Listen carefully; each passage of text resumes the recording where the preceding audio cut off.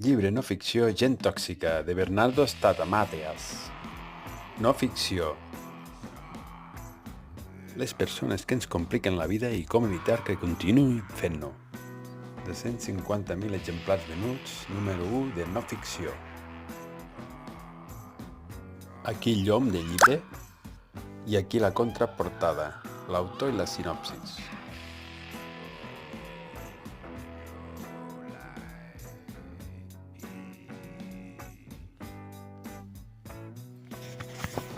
Vale, anem a mirar per dins l'índex, la introducció, el buscarraons, l'envejós, el desqualificador, l'agressiu verbal, el fals, el psicòpata, el mediocre, el xafarder, el cap autoritari, el neuròtic, el manipulador, l'orgullós, el queixós, el poder de les paraules i lliures de la gent. I final, biografia.